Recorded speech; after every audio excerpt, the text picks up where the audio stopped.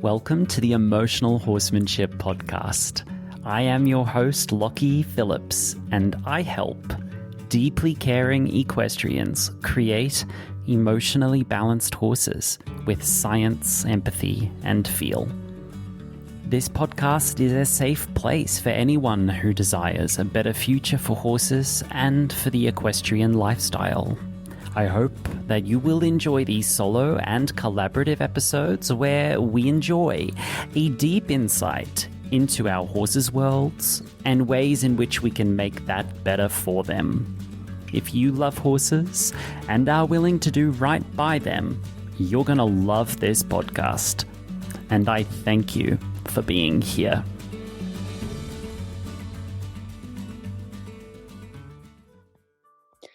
My guest on the podcast today is Kathy Sierra. Kathy Sierra is a self-confessed controversial figure to the horse world, and for that reason and many others, I absolutely adore her. In my opinion, Kathy Sierra is at least 50 years ahead of her time. Kathy comes to horses from a unique multi-disciplinary background. She majored in exercise physiology at Cal Poly San Luis Obispo, and worked in the fitness industry for 10 years. She graduated in computer programming from UCLA and then enjoyed a long career in Silicon Valley in tech, being a pioneer in digital technologies in the 1990s. She has published books on computer programming and specialises in game design, where she became an international expert in the neuroendocrine physiology of play and how to use it according to science to improve intrinsic motivation.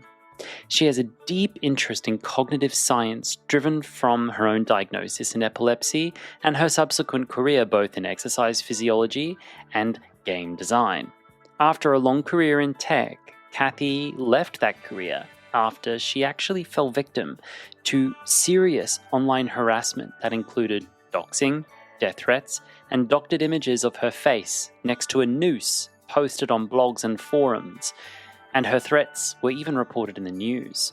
After infamous and self-professed internet trolls admitted their responsibility for the harassment to the New York Times, Kathy saw this as a sign to step back from her career in computer programming and technology, where she moved to an island in the Pacific Northwest. The harassment was driven from, of course, her pioneering and fearless approach to promoting the absolute best and most cutting-edge information available to us, no matter whose feathers it may ruffle. Kathy comes from a horsey family, her sister being a very dedicated dressage rider, and Kathy herself being a lifelong fan of the Icelandic breed and Icelandic horse riding competitions. She took her understanding of cognitive science, play science, pain science, and the mammalian neuroendocrine system and began a grassroots movement on Instagram called at the time Intrinsic. She then presented scientifically cutting-edge principles of play, intrinsic motivation, and exercise physiology as it related to horses. Using those principles, her students then make unique implementations and adaptations to their horses and their work. Her work has the potential to completely throw out an outdated biomechanics model of horse training and usher in a new, more fun, more free, less fearful future of physical training and development of horses. For this reason, she is often the persona non grata to many horse trainers and biomechanic experts because her wide and deep knowledge base often cuts some of their work to the core as being based on bad science. Kathy is a friend, someone who has always supported me, often at times when nobody else did. We have published conversations between us before. You can find that on my YouTube. She is not someone for whom I agree with on absolutely everything, and the way I apply her principles doesn't look the same way most of her students apply her principles. But I don't need universal consensus to love, respect, and learn from my colleagues or uphold them and celebrate them with decorum and love. It is my pleasure to present this conversation with Kathy on the podcast, and I hope you enjoy it as much as I enjoyed experiencing it. Hello. Hi. Again. I know. Second time's hopefully the charm. Hopefully the second time works. We're already recording Definitely. because I wanted to get everything straight off the bat. How are you, Kathy? I'm good. Yeah? I'm How you good. Yeah. we're meeting not at like first thing in the morning, which I know is better for you, huh? It's 8:30 in the morning, which is definitely Oh, early for me. still too early. Still too early. Okay, well, while you're Mm. getting No, it's fine. I'm just drinking my coffee, so okay. I'll probably start speaking more quickly in about 20 minutes. So, we had already recorded a pod, which was great, but I had a behind the scenes tech disaster launching this podcast. As with all new ventures, there's always an iceberg with a new venture, right? And unfortunately, that recording fell by the wayside. I have the entire recording of everything I said, but you're just silent the whole time. So I'm sure no one would want to hear that. That's right. So imagine, if you will, everyone, that I said something incredibly brilliant that I will, of course, never be able to repeat. But yeah, but very selfishly, I'm not too mad about it because any opportunity I get to have your full undivided attention just to talk shop with you, I'm really happy to be here with you. same. Yeah. I wasn't sad either. Good. So here So we are. here we are. So Kathy, I'm gonna start with my big question and we see where we go. Kathy Sierra, who are you? What do you do? And how do you do it? Oh, see, I still can't answer that question. No one I can. the easy answer is I feel like with respect to horses, my mission and goal is help horses fall in love again with movement. Mhm. And that's really everything, because I feel like everything stems from that. Like the things I care about, obviously their well-being, they're not in pain, and self-efficacy is the answer for that. And that their ability to move and move well and move with agility and athleticism. And I don't mean in the competition sense, but in what a natural, healthy horse would need to not just survive, but thrive and have a joyful life with movement and be able to express movements that they both needed and wanted to express. That all of that is not something we can achieve through force. I mean, I believe both ethically, but certainly that's what the science supports. So once you say, well, it's not enough to just sort of somehow make them move and the ends will justify the means, because Mhm. that's not how real movement works, Hmm. then that leaves us with, well, they need to fall in love with movement. We can't just expect to keep them moving. And we see that with horses that are put into a lot of training. They appear to move, quote unquote, well, but then if they're turned out for some reason, or they're on a vacation, and then the person tries to bring them back even after just something like 8 weeks, and it's like, oh god, it's like pulling teeth, it's a struggle. Well, then we know that horse didn't have that movement. They didn't own those movements. Those movements were just puppeteered. Mm. And the body, just as quickly as it could, tried to default back to what it feels made more sense.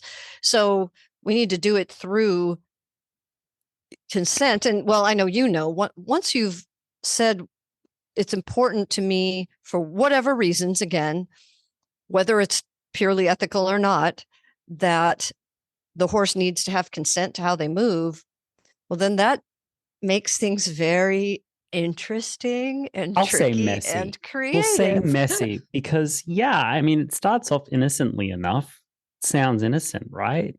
I want my horses to fall in love with movement. Everybody nods their heads and looks at each other and says, yes, yes, yes, that sounds very, very nice. And then Kathy Sierra says, but we can't force those movements. Whoop, already there are a few people are going to be triggered. And then you say, oh, and we need to filter it through consent. Whoop, a few more will Right. will jump off the bandwagon. And then you say Right. something like, well, if a horse is turned out and put and brought back into work after a spell, and if the movement, we don't speak about strength, we don't speak about condition, we don't speak about duration, we speak about movement patterns and abilities. If those movements are gone after a holiday, the horse never owned it in the first place. This is where we have a fork in the road. Right. Right. Right. And it's not easy. Like, well, these are the things that we talk about, right? None of these things are easy, and they're definitely not convenient. It's much more convenient to have the belief that you can just get the horse to do the movement and that's enough. Hmm. And then you can microshape them and you can use your tools. And then we would be arguing about, well, how much force or how much finesse or, or the tools that we're using or something. But because that's convenient. But once you've taken that away, and for me, it was more science and desperation than anything. Once you've taken away the ability to do it through shaping like that, or even through positive reinforcement shaping, which is tricky. So because positive reinforcement, well, we both use it. I mean, it can be used in a way that still supports the ownership of the movement. But it just looks different from what is sort of a more traditional way of shaping. If you're shaping a behavior that doesn't have to do with how the horse is moving, then it really doesn't matter. You can microshape it. I give you this cue. This is the exact correct response that I want. Boom, everyone's happy. But we can't do that with movement. Well, we can. It's just that it doesn't turn out the way we movements that think end up being owned healthy movements. It's basically the horse is trying to answer the problem. What movement does the human want me to make? So the whole thing in movement science is we need the horse's own system to say, this is the way to do this movement. This is the way to solve this movement problem, because I need to solve a problem with movement, not this is what the human wants. Well, that's also its own kind of problem that the horse is solving. I think the problem is that the movement problem we're asking our horses to solve is mostly mediated by the human need. So the horse is motoring around thinking, how can I give the monkey what they're asking for? Rather than, how can I own this movement? How can I move over here like this? How can I advance through this obstacle? How can I feel more balanced? How can I feel more comfortable? How can I feel more excellent? Instead of the horse having like a I feeling to it, it's more about them. How can I make them happy? How can I do all these things for them?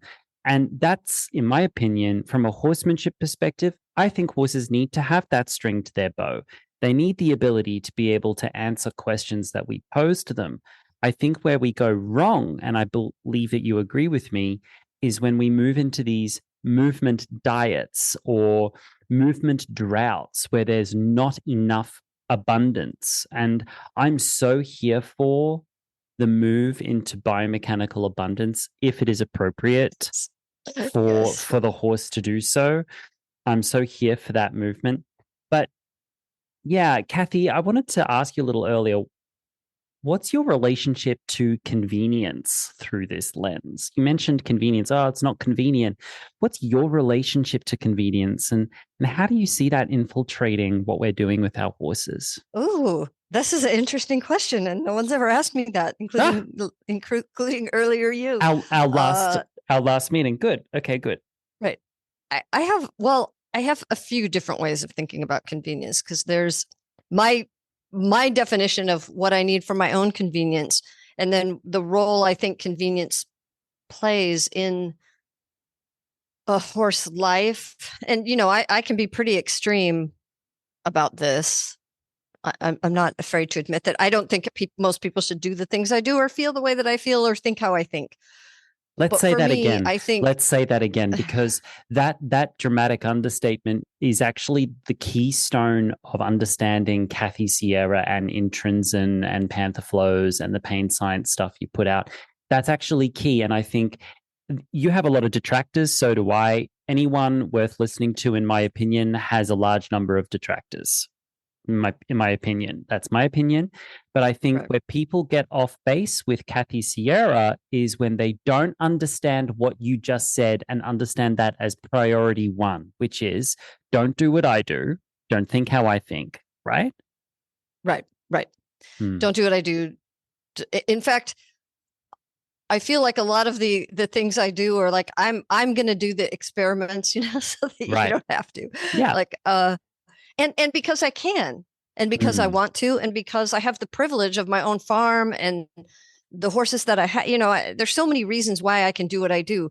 But the whole point is that, um, well, I'm for the most part, when it comes to movement, not other things, but when it comes to movement, there isn't a method. That doesn't even make any sense. There are principles and there are design patterns, and design patterns are things that's a word that comes from architecture. Then we stole it in the software development world, which is the world that I went to after I left the human movement world long ago. And they're just ways, a collection of ways that lots of people have solved kind of similar problems. They're Hmm. like templates for solving problems, but they're by no means recipes, or but they can look like it. Hmm. But they aren't. They're just, this is what's been convenient for a lot of people. A lot of people have found that when they have this problem, this has a good probability of, in certain circumstances, working, and here's all the different ways that you could try it. But it doesn't mean it's right. It just Mm-hmm. means it's a design pattern. That's basically no more, no less. So now, I've been doing this, I think, about 12 years, Mm-hmm. this exact thing. There's so, well, I don't want to say exact because I've changed so much, but since I started down this exact road, there are so many more people doing things and exploring different ways of implementing some of the science principles. And now we have this big collection of lots of things that people can say, hey, you know what? Try this. And it just means this is more convenient for a lot of people if you do try this. It absolutely doesn't mean it's the correct thing to do, the right thing to do. It doesn't mean not doing it is wrong. That's really easy for people to mistake. And I understand why a lot of people maybe are, well, there's a lot of reasons why I think people should be upset with some of the stuff that I do and show, but that's a different topic. But we're so used to, in the horse world, everything is a specific method, and a lot of it carries sort of baggage in the horse Hmm. world, the cultural baggage that, and you have to do it this way, or there's something wrong with you, or Hmm.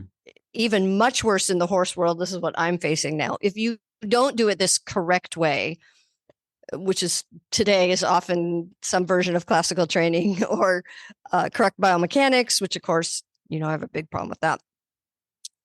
Then you're actually harming your horse. Like, you're a bad person. Or people who say if you don't use positive reinforcement, you're a bad person. You're actually hurting your horse. Hmm. And those things, can get pretty personal. So I think it's really, it makes sense that people would see something that someone else is doing, especially someone who maybe teaches or has some variation of something, or is even a teeny, like I'm the teeniest, tiniest influencer, right? But that doesn't mean it's the correct thing to do. And certainly there's the things I do personally that I absolutely, I've said so many times, but you're right. I bear saying again, I don't think people should do what I do. But Such what as I do what? is an option that's way out on the extreme end. Such as what, So, Kathy? To be specific, pick an example to um, specify. well, oh God. I mean, I take risks that I wouldn't expect people to take. Mm-hmm. Um, I, the things I do are not appropriate to horses that may be currently in trauma. And I will give you very specific examples, right? I am a huge advocate for for science reasons, but for novelty, for a lot of diversity, for unpredictableness, for unexpectedness, for why all of that matters in provoking both learning, from a brain perspective, but also, of course, provoking changes in the tissue adaptation. So I think there's plenty of science to tell us why this is what we need to do. But the very things that cause that to be the effective way for learning and provoking any changes in the body, including neural changes, is also why any living creature that's feeling very, very unsafe would find that even more terrifying. I see. Because there is safety in sameness. So my co-authors and I in the computer science books, right, which are pretty radical, we have this phrase where we say sameness is death. That when things are the same, it's causing the brain to say, nothing new here, nothing to see here. Whatever this last was that I saw didn't kill me, so it's obviously safe. So there is sameness is death, but that means sameness is safety. And so if safety is the priority, but I'm almost never, ever, ever talking about that. You have a foot in all camps, right? You do talk about that, which is thank goodness for you, because I sure don't. And lots of people don't. And so safety and sameness that creates that sense of safety, that predictableness, it's exactly what I don't want. And it's exactly why I don't use it. But you have to have a creature that's already feeling enough security. Yes. And so, yes, a lot of what you do, all of the experiments you engage in with your horses that people can look at on your social media are starting with horses who have horsemanship already implied as a base level. These horses understand you, they feel safe with you. Horsemanship in the sense, I've just lost you, but at a certain extent, horsemanship from the perspective of they feel safe with you. You have a basic rapport with your horses. You're able to communicate things in their direction and they're able to receive it. A lot of horses don't have that with people. And introducing novelty to those horses would be a big, big mistake, right? You need to have sameness so that you can create novelty. You need a foundation so that you can grow. And I think a lot of people would go wrong if they start trying to do the cool stuff, rush to the cool stuff before they've got legs to stand on. And I deal with exactly the same problem. People want to get to the good stuff. They want, a muck horse, a muck ride. They want to drive up, press a button, and it comes out of a window, and there it is, And that's part of that convenience thing. There it is. It's convenient. Now, but the other, so convenience is, I think, the horse world has been very much about what's convenient for the human, but not just what's convenient and easy for the human, but what's, what feels good to the human, what makes the human happy. And, this is another thing where I acknowledge that I don't represent most people, and how I feel doesn't represent most people. Right. But my goals. So again, my feeling is pretty extreme. Like, we chose to have horses. They didn't choose to have us. So I feel like the onus is on us. Yeah, the onus is on us to step up to the plate. It's on me to make their life good, not the other way around. They owe me nothing, right? So I'm pretty clear about that. But at the same time, I have several sometimes very significant chronic illnesses, right, that I was born with. So sometimes I can't do much at all. Like even just walking can be difficult, or standing up without fainting, right? So there's some times when I can't do very much. So I need to be able to do as much as possible with as little resource and energy use from me. Got it. And so I'm very big on that kind of convenience. So leverage. And that's part of why I set up the environment for the horses so that they get maximum diversity and stimulation from the Mhm. environment. They're in their herd, so they can socially move each other. So they're getting far more training from just being together and being in nature, so that I don't have to. But when we used to have our place in California, the environment was not set up for that. So there was a lot more work I had to do to compensate. And that's why I always hope people understand, as much as I advocate for the diversity of their environment, it doesn't mean you can't do this stuff. A part of why I started all the Intrinsic stuff was because my horses didn't have that lifestyle, right? Most of them came from Iceland. And now suddenly they're in this place with nothing but a perfect arena and small paddocks, right? They lost all of that. And you could see how much the movement suffered, right? It was just not subtle. So I felt like, that was original goal was, well, if I can't take them back to Iceland, I need to bring a little bit of Iceland to them. And that means bringing back some of the challenges and the difficulty. I say difficulty, but desirable difficulty that those horses live with almost every day of their life, and how that gives them this vibrancy and confidence. And, to see horses that had transitioned from Iceland to a much more perfect, sterile environment in the United States, especially, you could just see the horses losing capability, losing aliveness, losing confidence, losing movement expression. It was a pretty rapid decline. Ooh, and that was the biggest stimulation for me to change. I want to pause there and chew on that for just a hot second. Bookmark. No, I want to chew on that straight away. Away because you set up at the beginning, help horses fall in love with movement. In my mind, I'm thinking, okay, what movement and how much of it and with what style, what sort of movement are we talking about here? Because what I see on my end of this spectrum, and you and I have a large Venn diagram overlap of clients, followers, friends, colleagues, etc. What I see on my end is often a lot of horses who've had some kind of background, which was less than perfect. They might be of a certain age, or they might even be young and just too young. I see a lot of people who want a lot of movement from their horses, a lot of it.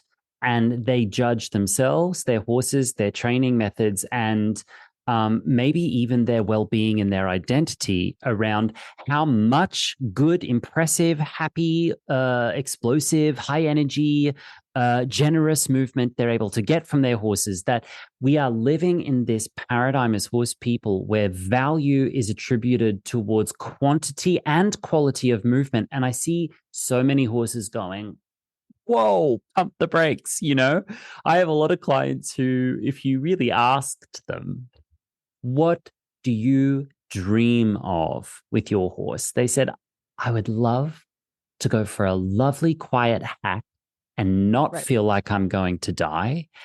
I'd be delighted with a really quiet, forward, fluid walk in a nice original balance, not heavy on the forehand, but not collected either, just right in the middle. I don't even need trot. A lot of people feel that way. So you have that, and they have horses that can't do that. Or you have people on the other end of the spectrum that want max capacity from their horses all the time. And a lot of horses struggle with that. I think I'm reticent to get into this subject for me in my business because it gets really, really messy, really, really quick. And I want to see people value their horses before the horse gives them anything at all. And to I totally agree 100% with that idea. Everything.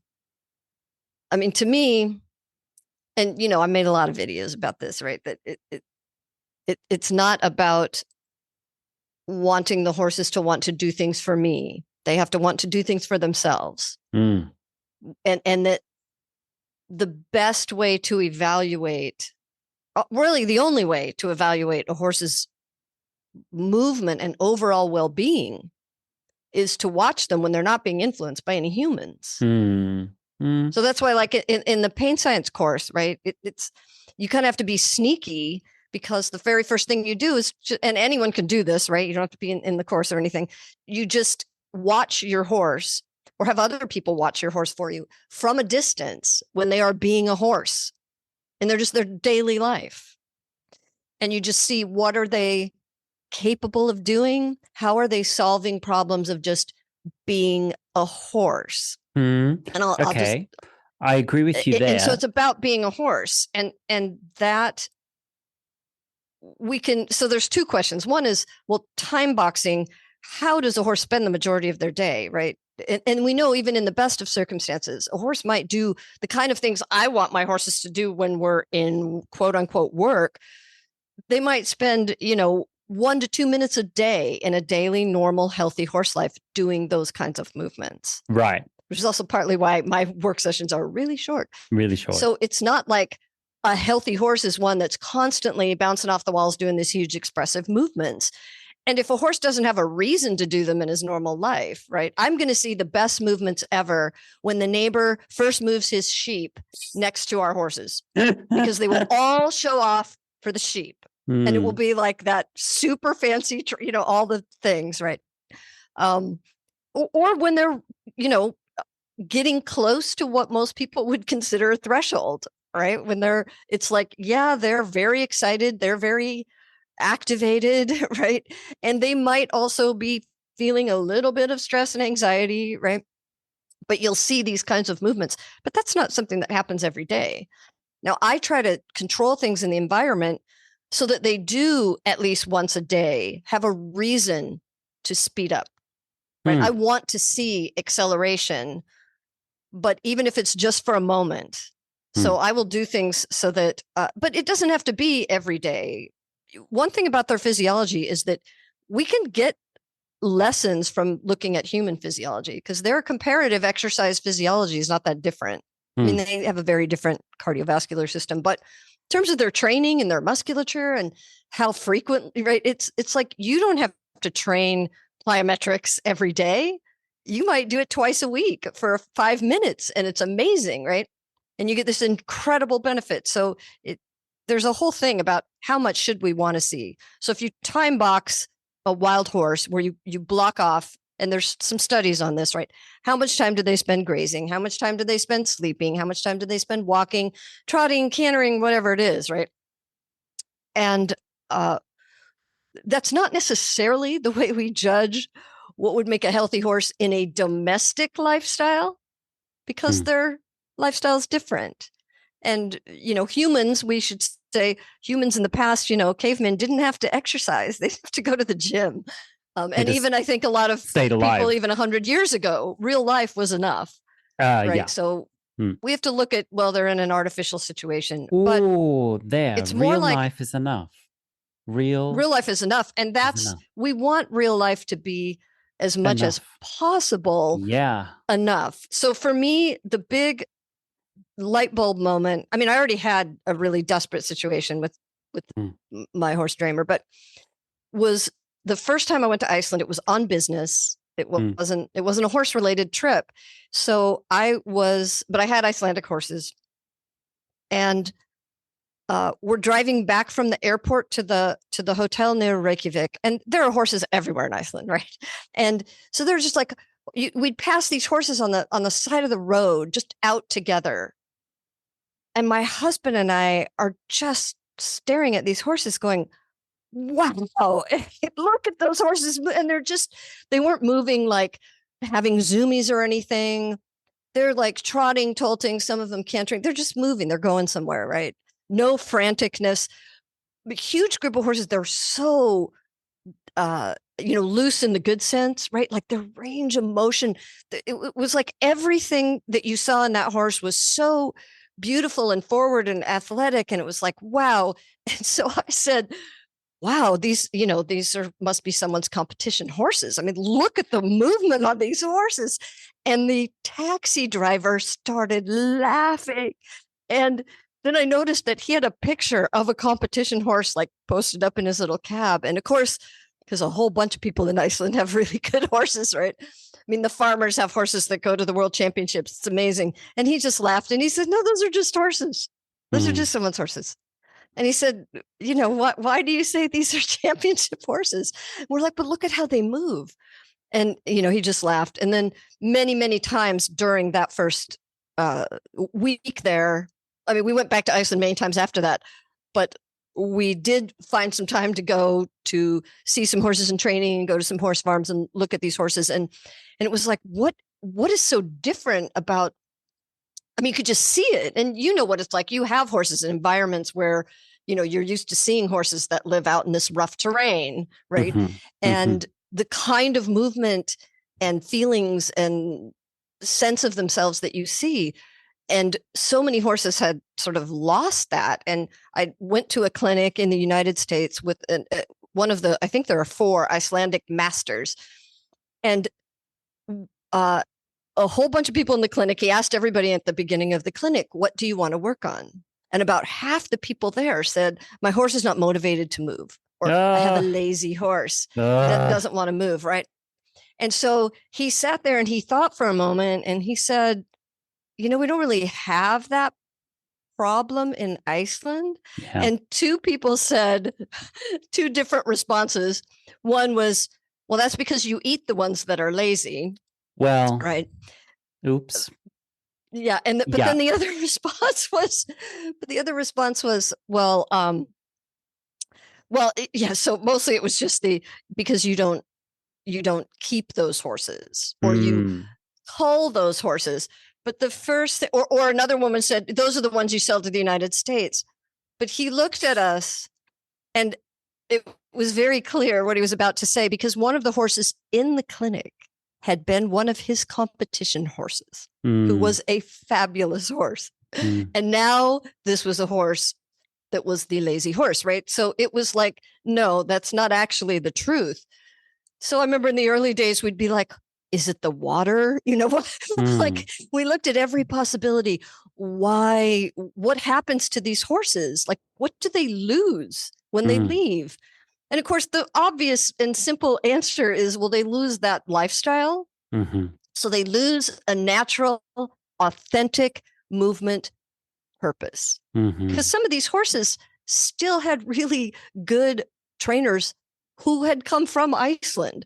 So it wasn't even just the training, right? So a big part of it was the lifestyle, but you could see that some horses kept in pretty, what I would consider very bad environments, right? In stables and stuff, still were able to maintain that, but the trainers had to work really hard for to give the horses that movement purpose. And they would use like in Iceland, they have a very strong connection to the nature. So they would often use words that I didn't know how to put that into practice. Like they would say, well, the horse is just alive.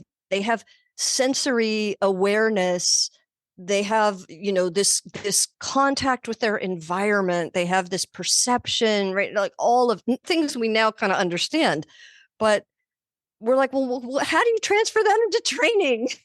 What does that mean?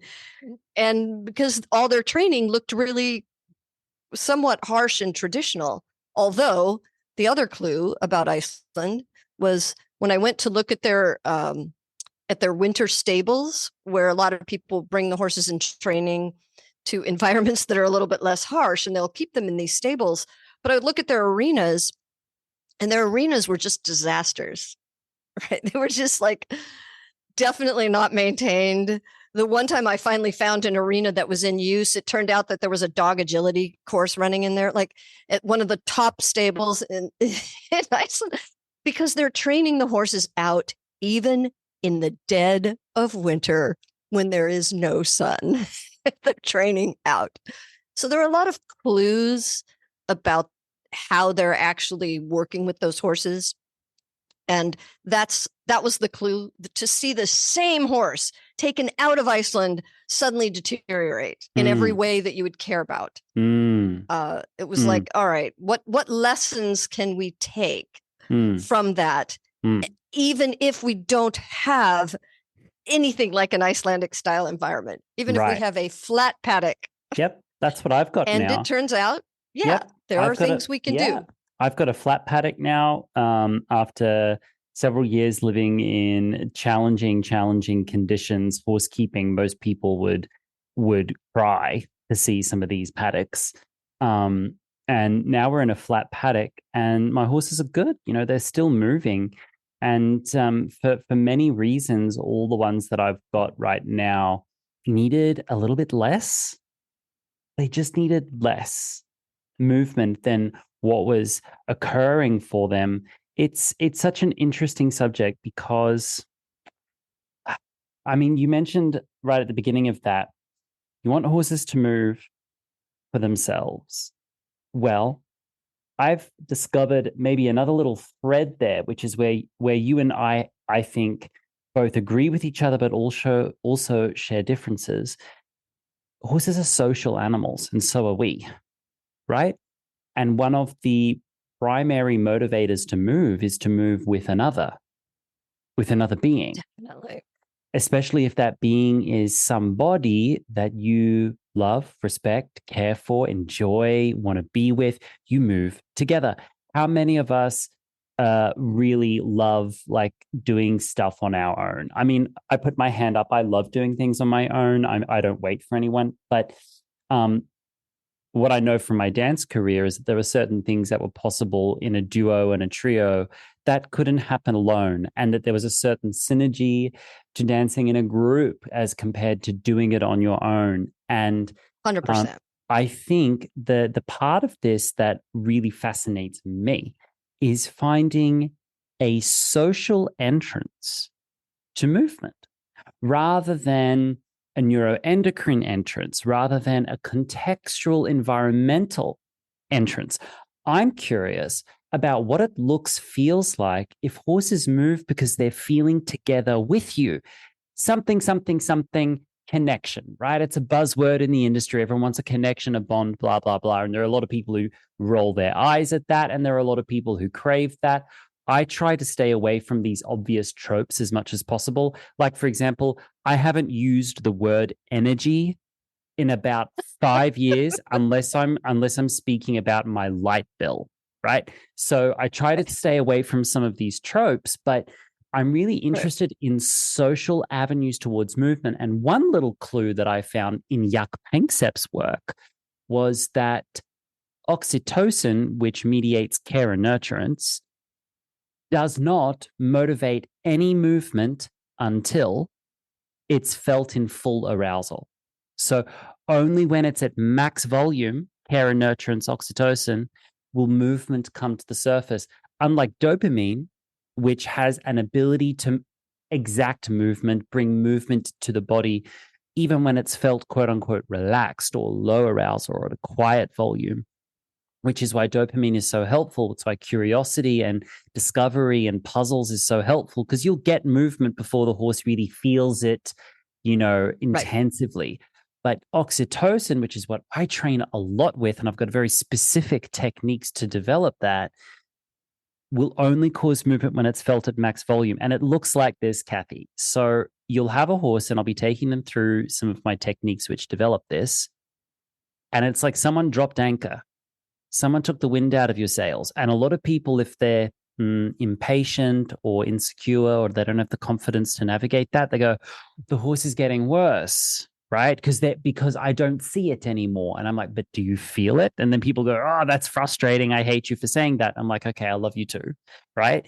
But I can see it. The horse kind of drops anchor, but there's this internalization of what's happening to them. They go inside themselves. Some horses resent this feeling because it's so unfamiliar to them in a human world. They're so unfamiliar with the feeling of being cared for and cared about in the training that when care is introduced to them, they're like, I feel really, really weird. They'll resent you for it. They'll come back at you and punch at you with their mouths and stuff. But then there comes a point where I think, and I'll never be able to prove this, but I think when the oxytocin and the care and nurturance gets to max volume, suddenly their body comes alive, and the movement has this quality to it, which I personally really, really love to work with. It feels like butter. It feels like liquid sunshine. It just feels like warm, smooth, no rough edges, no peaks and valleys, just like liquid kind of pouring forwards. I mean, you've told me yourself that my Sanson, his walk is what you originally envisioned as the panther walk, right? Right. That's what you originally envisioned. That's what I'm talking about, is his walk done because... So let me address this, because go ahead. Hopefully I can do this justice. I think that what you do, because I totally agree with you about what the goal is. Obviously, I have a very different path. I think your perspective, even though the goal is the same, your way to get there, I think, is so much better for most people and horses. Well, that's very kind of you to say, and that's maybe even all people and horses. And I think I want to go on the record. Okay. I did not prompt you to say that. I'm not fishing for a compliment. I've also... No, and I don't give them unless I... Oh, yeah. It's so funny. So I've been married for like 24 years, and sometimes I'll give my husband a compliment, and he'll go, "Oh, but you're just saying that, right?" And I'll just look at him and I'll say, Have you met me? Ever known me to do that? And he'll just laugh, because it's like, no, I just don't even know how to do that. So it just isn't, I don't, I'm on the spectrum. It doesn't even make sense to me to do that. But right. So no, but I think it is, and that's not just me giving my opinion. I've obviously heard this from a lot of people, including a lot of people for whom what I did, right, a missing piece was what you were helping them do. And so it was huge for them. And it's what a lot of people want, right? And I think most people want that kind of a relationship with their horse, right? I that's another reason why I think I'm pretty extreme, is that I'm like, my horses are mercenaries, right? I don't have, I think what most people would think of as the typical connection or relationship, right? Or it's sort of just been built more sort of bottom up, but it's just not, because it's not a priority for me. It's not something I even think I know how to do, but it is for most people. And I think for most people, they're going to have a much richer experience. But there's another piece to this too. When we're specifically talking about movement, one of the things, let's just take a horse that's anxious. And a horse could be anxious, and anxious that's expressed by a lot of tension in their muscles, right? Their body is tight, and you feel it, right? They're just ready to explode. And they may be using a lot of their resources to try not to react. But whether it's a horse that we call sort of overreactive, or but they're just very tense, or when they move, they can't really move out because they've got so much extra tension everywhere. So their muscles are tense. So part of this is, if a horse's nervous system doesn't perceive that they're safe, when you go to do a movement, especially if it has to be a fast, explosive movement, and this is where we can definitely assume that a prey animal, if they do need to escape, it's usually going to be really fast, right? It's not I'm going to do a slow wrestling thing, right? They're going to need to run and turn and spin and be agile and explosive for a short space of time. That's their way to escape. So I take the assumption that the nervous system of an animal is going to feel safer when it knows they're capable of doing that. But when it knows they have the capability to do that, but physiologically, part of that means that, when your muscles are just there, right? They're like a hammock, right? There's slack in the muscle. So that's why, you can tighten a muscle without actually moving anything, right? An isometric contraction, and you take the slack out of the muscle. So when that muscle slack is taken up, right, that takes time. So when you see, like, if you're playing with a dog, and you fake out, right? You kind of like jump toward them, like you're going to go grab their toy, and you see what they do. They kind of crouch, right? They don't actually move. They don't go anywhere, but you see them tense everything. Now, what they're tensing is they're just taking the slack out of the muscle so that if they do need to move, they can move really fast. Now, a horse that's afraid and tense and nervous, they're going to just want to take as much slack out of all their muscles as possible and just keep it that way. Right. Now, that can be because the horse is just afraid. I need to be ready to escape at any moment. But that can also happen when the horse is detrained in a certain way that their body no longer knows that it can take the slack out. And this is humans and horses. Their body no longer knows that it can take the slack out of the muscles super quickly because they haven't been. So now this is where we get to when it's the right time to do it. Training with unpredictability is the only way to build that back in. Got it. There's no way that good classical training can do that. It has to be through that unpredictable instantly. I can suddenly, and there's a whole bunch of physiological processes that happen. But it can be very subtle. But when you have a horse that's not trusting you and doesn't feel safe, it doesn't even matter if they have that ability.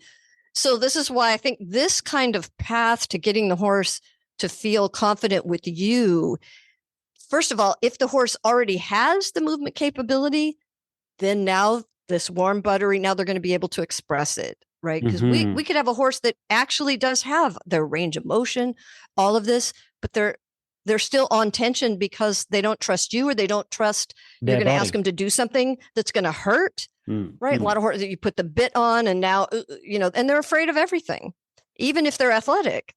And of course, we see this when we look at some of these Grand Prix horses. Oh my God! But lots of other disciplines too. So what you're doing is enabling that to happen, which means if they have the movement athleticism, now it can start to be expressed and open up again because they don't have to keep everything so on tension, ready to explode. And then, and they now can start to develop a social purpose. I'm going to come back to social because that's been very, I think, important to me recently with the social movement. And then it also gives you a path to then start training with the things that raise the stress level, the unpredictability, right? Let's say that a horse doesn't have that capability, and so many of them don't, right? They've lost it. They can get it back, but they've lost it. And a lot of humans too. Then what you're doing sets an opening so that now you can start to do and the also, good work. Let me specify as well that the fast movement, the unpredictability, addressing desirable challenge, yes, cosine. And people might be surprised to discover what my weekday trainings actually look like.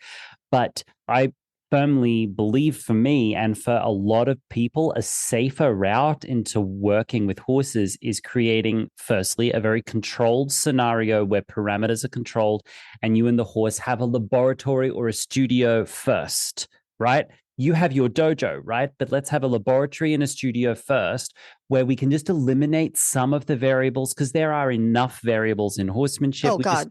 Let's eliminate some of the variables first. Let's develop a social rapport. Let's develop that enough so that the human and the horse together can start building these other confidences about addressing challenges, etc. Like, for example, my ex-dressage horse, Sereno, he's the guy who his body's on ready to go at all times, right? So I've been addressing some residual tension and osteopathic problems. But if I've had a couple of weeks off with him or 10 days off because of rain, I'll bring him into the arena as soon as the arena is dry. I'll step back and just kiss to him, and it's buck fart, buck fart, buck fart, buck fart. That's all we're getting for a good 10 minutes. And he'll throw himself into a corner, which wild horses would never, only domestic horses would. And I'll come up and I'll ask him to leave the corner. And he'll say, screw you for asking me to leave the corner. But in the meantime, his body is experiencing its ability to immediately and quickly get out of there. He's checking in with his body saying, yep, still got it. Yep, still got it. Yep, still got it. And then in 10 minutes later, I've cleared the cobwebs. He turns and he looks at me and he says, right, okay, now I can talk with you.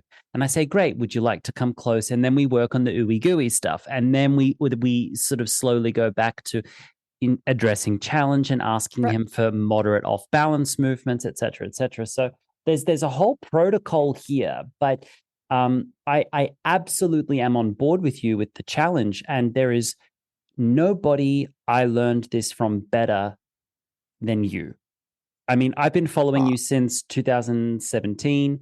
And there's this meme that floats around. It's like a lady who goes, "The what?" And like she leans in closer and she's like, "What?" With this like half look on her face. When I first saw your posts on Intrinsic in the early days, I was like, "What?" I feel like an idiot, but good for her. Good for her. I love that for her. I love that she's got knowledges. I had no idea what she's talking about, but I kept reading. I mean, well, I kept reading. And then one day, your principles came alive for me in the training. My horse found a superpower that he and I didn't know he had. And I went, where did that come from? Oh my God, here it is. And then I went back and read your posts. Superpowers. Yeah, I went back and I read your stuff and it all made sense to me. And I immediately enfolded so many of your principles into my work immediately. And they're still there. Oh, yeah. Well, yeah, you're awesome anyway. So, but if I had any tiny little influence there, then I'm super happy about that. Oh, so much. You've obviously had a big influence on me, both with respect to now how I am with the horses, but also very importantly, the way I think about other people that have listened to me or wanted to learn from me. So I want to address. I'm going to come back to the social thing again because I think that's I'm writing it down. That's very important, and that's become a thing for me lately. But as far as the movement, like so much of what I did, especially in the beginning of Intrinsic, it was horses that didn't move at all. So movement was really important, right? These were not fire-breathing dragons. Now, they might have been fire-breathing dragons underneath, but that had been lost for so long that was not the issue. Was these are horses that there was no movement whatsoever, like near death movement, no movement. So, and then just who they were, right? The first two horses were Dramer and Bobby. I mean, now there's a whole bunch of horses, and including that I have more horses, but those were the two horses. And then we did some experiments with other horses that had never done this before, and they were arranged, but still, they were the horses that people didn't want or it had so many problems. But my own personal horses. So my implementation of the principles was much narrower, even though I knew the principles didn't say this is what you need to do, but it's like, this is what you need to do if you have a horse that doesn't want to move at all. He's not afraid. He doesn't want to, well, he may be afraid of movement, but he's so tuned out and he doesn't want to move, or his range of motion is so tiny, or their brain is protecting them from using any energy whatsoever. And again, we don't have to know what the causes are, right? Assuming they don't have a actual acute injury in that moment, we don't know where this has all come from. We can assume the longer it's gone on, the more protections there are in their body. But somehow we have to get the horse to actually have a real meaningful purpose for them. Yes. To want to move, and to want to move when movement does not yet feel good, right? That was my whole goal in the beginning of Intrinsic. And the intrinsic part is because we need intrinsic motivation because we don't have anything else that's going to work, right? Dramer was very clear. I don't care if you put the best treats that exist on the planet 10 feet away from me in a bowl, that's not worth moving. So it was like, well, if that isn't, I mean, it was that extreme. So that's kind of where it started. And so in the very early days, I assumed no one's going to, it's like 2014. I assumed no one's going to want to do this, but people who have horses like that, right? The 23 people on the planet that might have the same problem. So no, it wasn't something I, imagined other people would be who didn't have that problem. We were. Well, now, of course, I have a rescue stallion that is a nervous wreck and hypermobile and has all the energy that you could ever want in the entire planet. So, but in every direction all at once. Yeah. Every direction all at once. And he's neurological, so he has no idea what's happening, right? Yeah. And then I have this absolute gift of a young horse that's just like, I had to wait till I was, 66 years old, but my God, where he's just that perfect in the middle, right? He can calm down. He can be energetic. He's athletic. He had never been ruined by anyone, including me, right? So he'd never been trained, right? It was just a fun, I feel like this is the gift for me, but deserve it. So horses that where and what I have learned from a lot of my students, of course, who do have fire breathing dragons, that when I would say, get more movement into the toolkit, get movement variability, get unpredictable and unexpectedness, everything in their minds, because of the messages that I had put out, said big fast, right? And that is absolutely not. Big and fast was just the particular implementation for those horses for whom that's what they needed, right? It was absolutely not a general principle. Got it. And so now, for example, with the fire breathing dragons, like my stallion that wants to do everything all at once, for him, the most difficult effort, right? I do talk about effort. And again, effort, people equated with super high exuberant energy. But for him, he can do super high exuberant energy all day. For him, effort is super controlled, very slow. Where does that foot go? Can I actually, this is hard. I'm going down the slope, but I'm looking to you. And oh my God, that all of that to going down the hill, right? My favorite thing. So under control and very slow things, or in the dojo, right? That for him, that is his high effort. Those are the things that I would reward him for and try to reinforce and try to set up situations. Never for the big crazy stuff. Now, because he doesn't need it, for one thing, right? I mean, a lot of the big crazy stuff is trying to get mobility into a horse that just doesn't have any reason to do that range of motion. And now suddenly there's a thing over there they need to grab, and they're going to reach to the side to get it. They have to have a reason. It's not, it's not crazy for no purpose, because that doesn't tell the movement system. If you just activate the movement system, but it doesn't have a purpose for using their energy. One of the reasons I like to train panther walk or something like that, right? Again, no horse needs to do that, or a fancy more up trot. It's because if they have a lot of energy, now they have a place to put it. Got it. So they can use all of their energy and all of their focus and all of the extra adrenaline they have and put it towards something that's safer in a lot of environments, right? The footing is bad. Oh my God, we're on the road. This is not a good situation. But now they're like, oh, I'm really nervous, but I can go up, right? I can go up in this movement because I now have the skill. I know how to place, so that's why I think, got it. Like I work a lot on duration that I think is unexpected for a lot of people. But if you don't work on duration, then they don't have the ability to sustain a movement, a hard movement. And the more they can have duration I'm putting everything I have into this movement. Well, now the more chances they have for intrinsic motivation, right? You can't get into a quote unquote flow state without a high enough challenge, but you have to be able to sustain it. Yes. So the reason to train some of these skills, any kind of skill, and then do it and then work on duration. But again, my idea of duration, I mean, like, for example, a Grand Prix program lasts about 6 minutes? Yeah. Right? All out. I mean, it's insane the kind of training that people do for a horse that's going to do a 6-minute all out thing. Yes. Right? There's no understanding of physiology when you look at that. It doesn't make any sense. Oh. When I was competing, keeps the body workers in business. Icelandic sport program, an individual program was maybe 4 to 5 minutes. It's pretty all out, except for you did 150 meters of walk or something, but everything, and even that was pretty intense, but everything else is all out. Why would you need to have, the fitness to sustain that for 20 minutes, which is how people often train these things? It doesn't physiologically make sense. You don't need that kind of a buffer. But anyway, so this idea of duration is just to give the horse more ability to sustain a challenging skill, so they have more chances to feel awesome.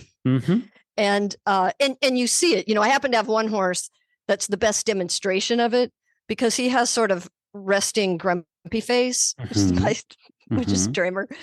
But the moment the moment he gets into a sort of a more intrinsically rewarding state, his entire face changes. His ears start flopping. He looks like a completely different horse, in a nanosecond. And why it's fun to watch. Not all horses will make that kind of a change, even if they feel it. Mm-hmm. But what's awesome about him is that he's a good demonstration of why he has grumpy face until it gets really hard. Mm-hmm. And when it gets really hard, so often when he starts looking grumpy and then I start doing what might feel like, I don't use whips or anything like that. So I'm not pressuring him in that way, but I'm like expecting come on, bring it. Right.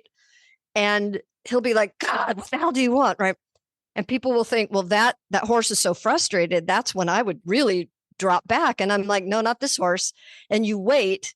And then he kicks it into another gear. And suddenly he's like the most unbelievably happy horse you've ever seen, doing the hardest thing that he knows how to do. So it's this, which again, the science supports that, but he wasn't able to do that until he got to the point where he had the physical capacity to sustain that. Yeah. So I think we're robbing horses of a lot of intrinsic motivation if we don't work to give them skills. So doing everything all at once can be really fun, but I always saw that as you just do that at the very beginning if you're trying to get movement where there wasn't any. You're trying to reestablish the cortical map, right? Yeah. Do they even have that abduction, right? Can the joint even do that? Do they even know? And we have to give them a reason to want to, and then they'll go, oh, I didn't know I could move my front leg like that again. Oh my God. I remember teaching a lesson years ago. Let's take a break. It can be really, really hard sometimes to generate a playful relationship to a horse because horses are much bigger than us and their play has the potential to be really harmful. If they're playful before they're careful, well, that's just hazardous for so many of us. And many of us also don't like the idea of training horses behind fences and protected contact forever. We would like to be in touch with our horses. And yet we feel afraid to play. Then we start learning about horsemanship, and horsemanship frames teaching a horse how to be respectful of us, how to be careful around us. But how many of us know how to teach care properly? How often does care actually become fear? You don't teach horses how to be careful around you. You're teaching horses how to be afraid of you. And so that horse lives around you in this state of low-level fear, and then you invite them to play with you, but they never play with abandon. They never play with the robustness, with the truth, with the authenticity through which real, huge range of motion and physical prowess can be accessed. So, what to do? You want to play with the horse. Before you can play, the horse needs to care about you. Because if the horse cares about you, they'll make sure that they're not hurting you when they play. This is actually what I specialize in. This is actually what I teach. And for a while, Kathy and I seemed to share a lot of students. We seemed to tennis students backwards and forwards between the two of us because they would go to her for play and they would come to me for care. And if you'd like to learn care with me as a foundation, which in fact, according to the science, care and nurturance is the first essential step in positive social interactions between mammals. And there are ways we can do this with horses that are targeted and precise, and I teach that in my foundation online course through mare-foal bonding.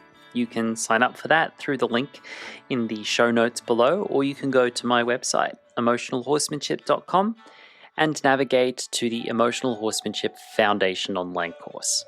It's a prerequisite to working with me privately because it really helps filter the right people to me, people who would like to form their horsemanship practices through a foundation of care, which, according to the best available neuroscience, is the foundation for which good interactions between mammals should be formed. And with that, I will step back into our conversation with my friend, Kathy Sierra. Right? Yeah. Do they even have that abduction, right? Can the joint even do that? Do they even know? And we have to give them a reason to want to, and then they'll go, oh, I didn't know I could move my front leg like that again. Oh my God. I remember teaching a lesson years ago on shoulder in. A lovely lady was asking me to do shoulder in. I said, well, does your horse have a really good awareness of their shoulder? And she scoffed and said, oh, I think my horse knows she has a shoulder. I said, well, her movement in the training suggests she doesn't, because every time you touch her shoulder, she's shocked that you're touching her shoulder, right? So that there might have been physical discomfort there. Let me just preface that. But what I really mean is, and this is how I describe it to people, I ask people to touch their nose. So anyone listening, just go ahead and touch your nose. Were you aware of your nose before you touched it? No is always the answer. This is what we're talking about. Awareness is an awareness of a body part, first through touch and through movement, and then it becomes more separated from direct movement, more separated from touch, and it's more about how it moves through the space. This is what dancers can do. Ever see someone who's a trained dancer standing in a supermarket? They know where every inch of their body is at all times. They stand like a dancer, right? Because that's what the training does. If you look at a horse who's had good training, the way they stand, it's like, that's why people get obsessed about standing square. We don't stand square to stand square. Horses stand square because they're aware of every inch of their body, and so they're able to bring it naturally into alignment. For a term, and this is an irony you and I constantly laugh about, for a term like self-carriage, there's a lot of carrying going on.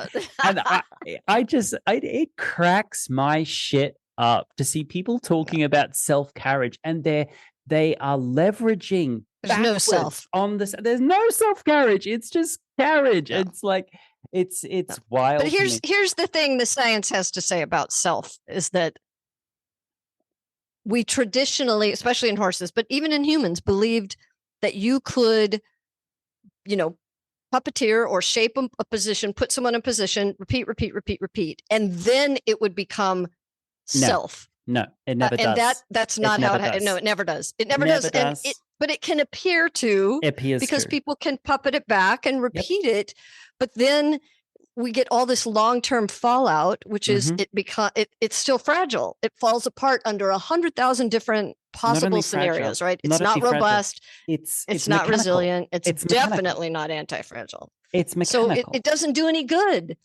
And then the idea of repetition, right? Remember the early thing I said, sameness is death, right? It's not how the body learns. So the body is immediately going to start checking out when it says, we've done this. I survived it, right? Sameness is also safety. So safety means the brain and body says, I don't need to do anything here. I don't need to waste any resources here. For God's sakes, we've done this. We know this. We've been exposed to it. So adding variability and the unexpectedness and the unpredictability can be so subtle. And I think with my young horse, because I still haven't trained him to do anything, I'm trying to see just how lazy can I really be, and how much can he learn from the other horses and socially, and just, but this idea of, I think now, like, I wish I had done this from the beginning. This is one of the things I wish I had asked people to do and shown people from the beginning, is even if you're just leading your horse, if you just keep in mind as you're walking, right? There's slack in the rope, of course. The horse has to feel safe that you're not going to, it can't be like a natural horsemanship thing where the horse is punished if he walks a little bit in front of you or drags behind, right? It can't be, the horse has to be in a context where he knows he's not going to be punished, but he's just trying to walk with you because you're going somewhere. You're not looking at the horse. You're not doing anything to the horse, but you just act like you are the absent-minded professor who you're walking, and you stop for just a split second, like you forgot something and you were going to go back and get it, right? But then you go, oh, never mind. And you just keep walking. And that can be like a nanosecond, but your movement starts to be, I mean, this is a conscious thing for the human to do, where your movement is now not beautiful and rhythmic and predictable, and that it becomes slightly unpredictable. And now that this idea of that's how we actually train predictable rhythmic movement in the horse. And there's a film, a documentary called Crafter, and it's about, when a horse leaves Iceland, they can never go back. So it's about for 1,000 years, no horses are allowed in Iceland. So a horse was being trained in Iceland for the World Championships, which is in Europe. So the horse, this was his beloved horse. He knew, spoiler alert, he did win, so it was worth it. But he knew that he could never bring the horse back. So he'd be selling the horse basically. But you watch him training out, and the horse this was a spectacular horse. I mean, and the horse, he's doing this beautiful tolt out in nature. And tolt is, it's a genetic 4-beat gait. So it is very smooth. But you see, in the rider, of course, is not moving at all. And if you looked at the timing and the rhythm, it would look as perfect as it could possibly be. But he is actually going on the side of a very challenging hill with the most diverse terrain that you could be in. Every stride is different. And yet the movement is absolutely perfect. But we have this idea, which doesn't make sense in learning theory of any kind, except maybe operant conditioning, that if you somehow repeat the same thing over and over, that makes it better. Now, I know that a lot of good trainers intuitively always understood, your trot or your canter doesn't get better by more trot, by more canter. It gets better by transitions in and out. Well, so a lot of people have already figured out. But what it's not just repeating. I get that it. exact hate thing. to interrupt you, but I just wanted to add what I've discovered in good classical trainers is that they understand repetition without repetition. That's not the story they tell. That's not at all the public face of it at all. But, the human brain's really, really good at incongruence. We're specialists. We are incongruence specialists. No creature on planet Earth by far has succeeded at the level of incongruence that this upper level primate succeeds at. In fact, our brain is structured for it. We're wired for it. How else could we create iPhones and computers and all these things? That's what it requires, So, but what I've discovered is that if you actually get a lot of these really good classical trainers in a quiet moment, in a real lesson with real horses, with real challenges, is that they tell you every single time you repeat the thing, you need to make it fresh every time. You approach the transition every time as if it is the first time you've ever done it. And I learned this in ballet as well. There's a lot of repetition in ballet. How many hundreds of thousands of tendus have I done in my life? Millions, pliés. I mean, just nuts. But every time you do it, if you start making it rote, it's a very, very short and disastrous route towards the end of your career. If you want to be good at it, every single movement you do, whether it's the first movement you've ever learned in your life or you learned it 2 minutes ago, you have to approach it with the discipline, imagination, skill, and inspiration to reinvent it every single time you do it. For me, it's really easy with horses because every time I ask a horse to do something, there's a little inner child Lockie that goes, "Oh, that was so cool." And every time I go to ask a horse to do something, little inner child Lockie is saying, "I wonder if the horse will do it. I wonder if it will happen." And it's again a very short, slippery slope towards. But see, when you said, "Oh, that was so cool," see, I'm always thinking, that's how I want the horse to feel that. I want the horse to feel, "Oh, that was so cool." Now, not that. And I think a lot of the language used in classical training today is like, well, you guide the horse into the correct position, whether it's academic art of riding or any other form of classical, and then you show him the correct way, and then this is the narrative, which is so not accurate. I think 99% of the time, it's not. And the horse will then suddenly somehow say, "Oh, thank you." That's what they'll say. They'll say, they'll tell people, if you put your horse in this position, he will then say, "Thank you for showing me this better way." No. It's like, we know that doesn't happen, or if it happens, it's so rare, right? And it doesn't make any sense. And if it did, then all we'd have to do is show them once how to do it, and they'd go, "Oh, thank you. Now I know." There's one paradigm with which that does make sense, and that's if they were actually actively uncomfortable or in pain prior. If you're relieving discomfort and active pain, the horse will go, "Thank you," but they're not saying thank you because of the thing you've given them. You're saying thank you because of what you've taken away. It's just negative reinforcement. if that was like a compensation that you've relieved on a horse without underlying osteopathic diagnoses, the horse will go, oh, that feels better, but it's well, that's why short-lived. I kind of have you can tell them once. Right. This is the same rule that I give with my husband with his coaching his human students is like, all right, you can tell them, you can even microshape them once. Because it's possible that they simply have not been exposed to that exact configuration of movements, right? There are better ways to get them to end up in that movement, and we'd prefer that. But you know what? It's pretty easy. It is more convenient. Just tell them, put your foot like that and do this and do that, right? And you may know whatever the biomechanics of the sport is, you may know that statistically has a much better chance of being something that they will like. So you can do that. You can ask them and put them in that position. But you don't need so much repetition. It will either have that. Yeah. And I've had some experiences I've done a lot of crazy sports where something happened. Either someone told me to go into that position or usually because it was an accident. And then I went, holy crap, right. Oh, I would never have gone there. And yet that weight shift made all the difference, and then you got it. So in that idea, if you're in pain and then suddenly you move in a way that you haven't because your body's been protecting it, or you just didn't have a reason to go there. And then suddenly you go there and you go, oh, right. That absolutely the brain can connect those dots. But then we know that because they will keep trying to go there. So if they don't, then there is not only no point in continuing to try to get them to repeat it because it didn't cause the dots to connect, and doing it more is just going to cause more resistance somewhere. So that's kind of the way I look at it. Like, yes, even though I'm really, don't tell them, don't shape them. It's like, it's fine to put them in a position once and see. Yes. Because it is convenient. Yes.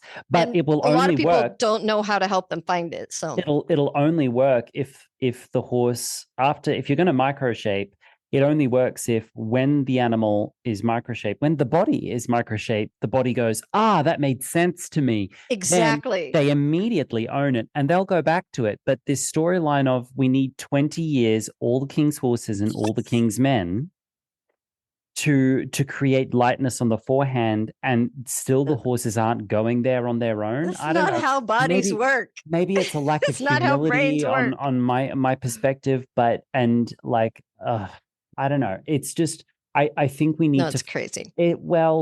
Maybe I don't think it's crazy for people to think that way, because I think the intentions are really, really pure. But that's true. I also understand it's crazy from a science perspective, not from a human intuition. Yeah, but also some of the worst things in history were done with the best of intentions. I mean, I won't name historical credence for that because, but some of the worst things in history were done with the best of intentions. And I think someone who's only microshaping a position and the horse still isn't going there, it's effectively banging your head against a brick wall. Less is more. I have a rule of threes. So once, twice, three times, let it be, move on. That tends to work for me, but I'm very, very seldom shaping. I think three is a number that I've heard researchers actually use. That would be their maximum, but that's why I use it, because it's researchers point to it, but also if you read a broad spectrum of horsemanship treatises, a lot of professionals have come to that same conclusion on their own after riding many, many horses. So I've adopted it, and I found it's really good. You ask a horse one thing once, they go, oh, okay, sorta. You ask them a second time and they go, yeah, picking that up. Third time they go, got it. I mean, I did it today, 2 hours ago. I was sitting on one of my horses. As long as it's not with a horse, again, I'm specifically talking about movement, not training other things. So if it's about movement, then I think the 3 times works if the body is trying to solve the movement problem you're asking for, not the what does he want? Because then again, I can end up rewarding them because they're trying to manipulate themselves into what they think will earn the treat or the release. So it's a little bit tricky because you want that 1, 2, 3 is the horse feels like, oh, this actually works. I actually got this. Not, I'm capable of tolerating the position in which I will earn a treat or a release. And that difference is everything when we're looking at long term, at transfer, I'm training for the other 23 hours. So it's not going to do any good. It's not going to necessarily hurt the horse if I train him that when I ask you for this, I want you to do this exact thing. Yeah. But it's not necessarily a benefit to them either. Yeah. So, we're looking at both of those. But before I forget, I really want to address the social thing that you brought up. Yeah. Because, when we look at the purpose of movement for humans, for horses, right? Often we have, locomotion, right? Purpose of movement, we're going to go from point A to point B. I need to get over there for whatever reason, whether there's something I want there or there's something I want to get away from or whatever. We have manipulation. So that could be, I'm trying to eat food, or I'm pawing, or I'm manipulating something in my environment using my body to do it. And then we have social, which of course encompasses a lot of things. So this social movement is not one that I think, obviously there are a lot of human movement specialties that use that. But it depends if people are in a sport or they're in an activity, or you were in dance where there was a lot of movement that required interacting with another person, or just any of the kinds of, games that kids often play, which are with other people, and games that horses play, which are with other horses, even if they're just running together. But social movement is basically just anything that wouldn't necessarily have happened if there weren't another person or another creature. So my horse, Vavi, we still don't know exactly what happened to him, but so he had to be in, quote, isolation, still put him in a pretty big paddock. And he was next to the mares, separated by just a metal horse panel, not an electric fence or anything. They could still interact and touch and play bite face and, do all that stuff.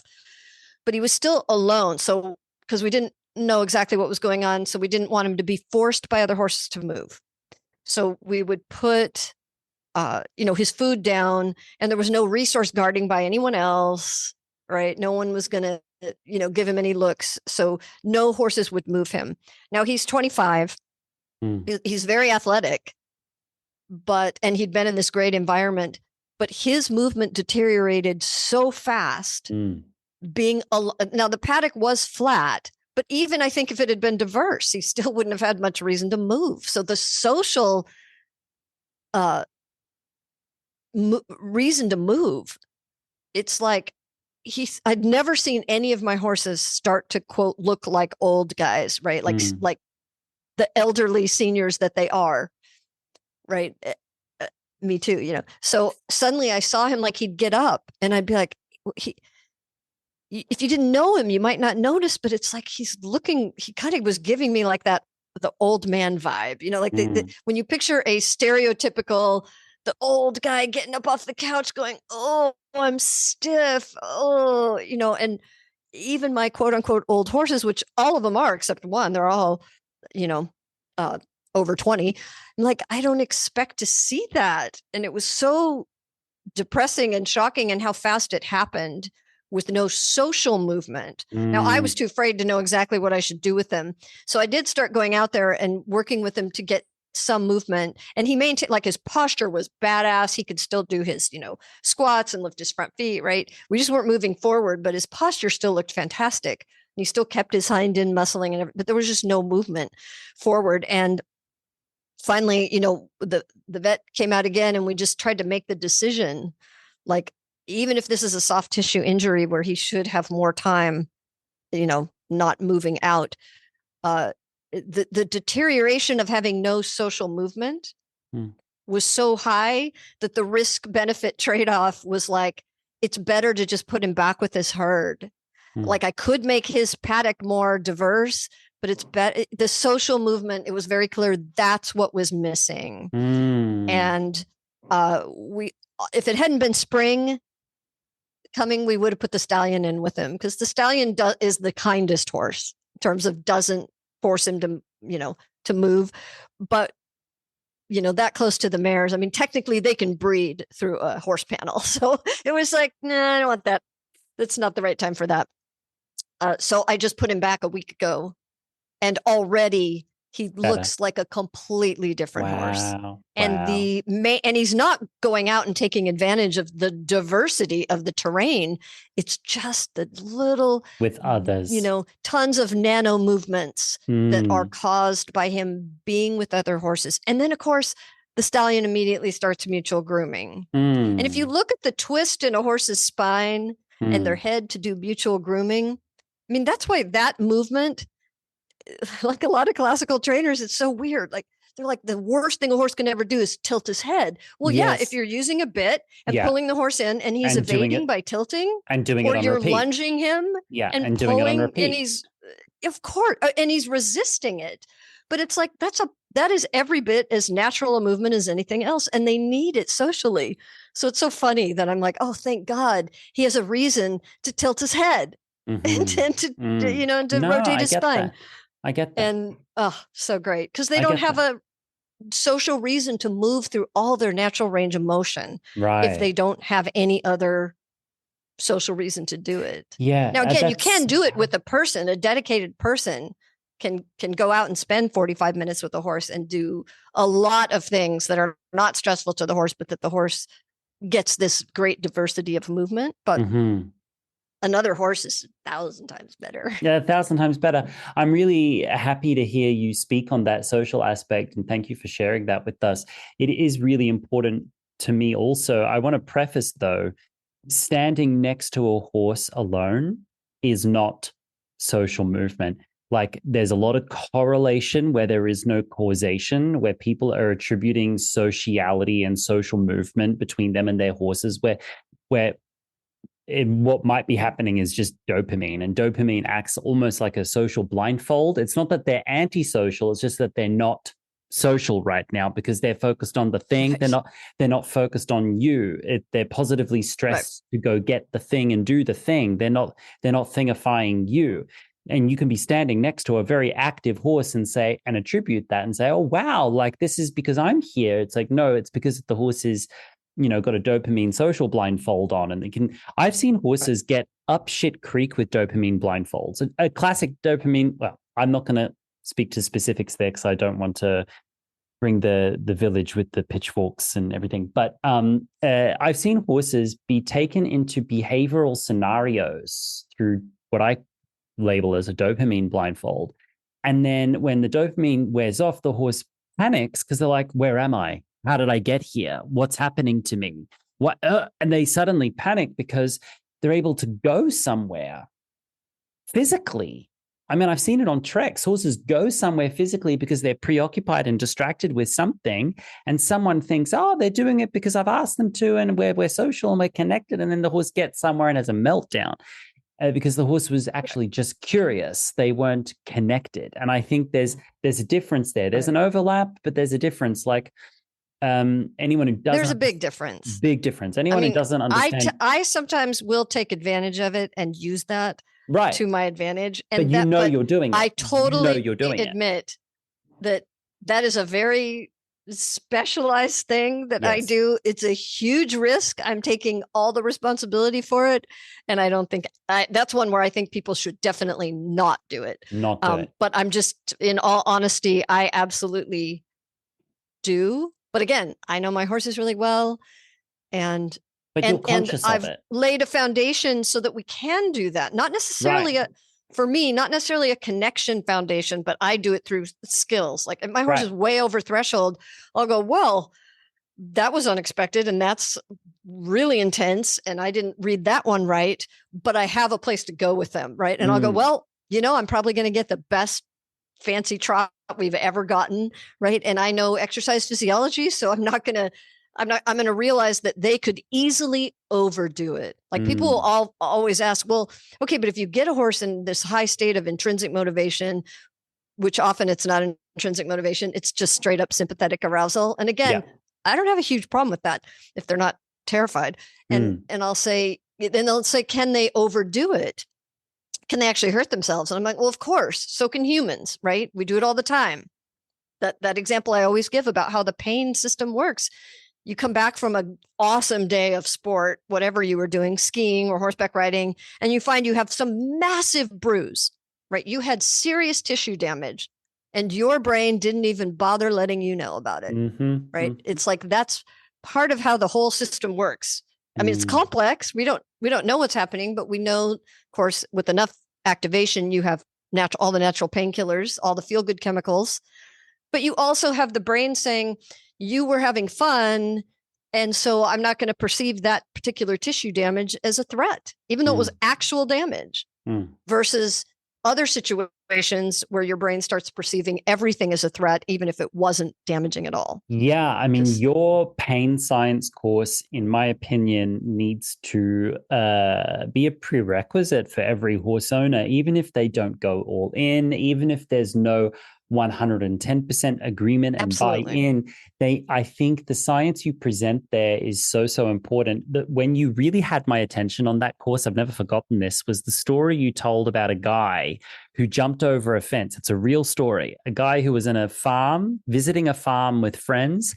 He jumped over a fence and he felt like a nail went through his boot or something and came out the other side. And all his friends went, oh my God, oh my God, oh my God, are you okay? Are you okay? They rushed him to the hospital. They took the boot off and saw that the nail had missed his foot completely. And yet this guy was in extreme pain, was on morphine. Morphine didn't help. But because his environment had given him cues that he should be in pain, his brain said, yep, let's turn brain on.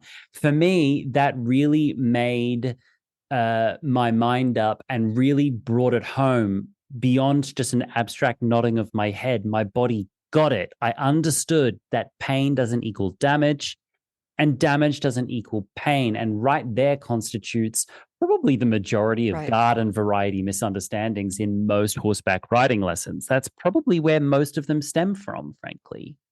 Absolutely. And so this just brings me to a point, and why I told you that I was kind of happy that we got to do a do-over is because I listened to your podcast just day before yesterday, I think, or a couple days ago with Beck. Is it Beck's? Bex Nan, the dissectionist in New Zealand. Yeah. And so, yeah, she's a freaking hero. I mean, absolutely hero. Amazing. Absolute and hero. Why,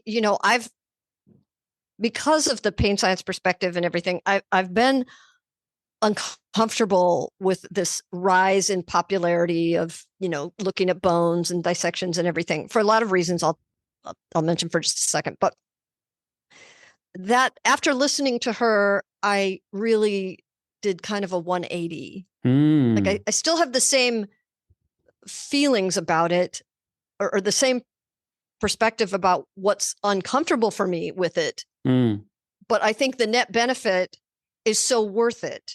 And that it doesn't matter, right? The same problems exist, and I'll mention what they are, but it's like, we're in a bubble, right? With our wonderful consent-based, love my bubble, love it here. Horse-free people who care about the emotions of the horse and, everything else.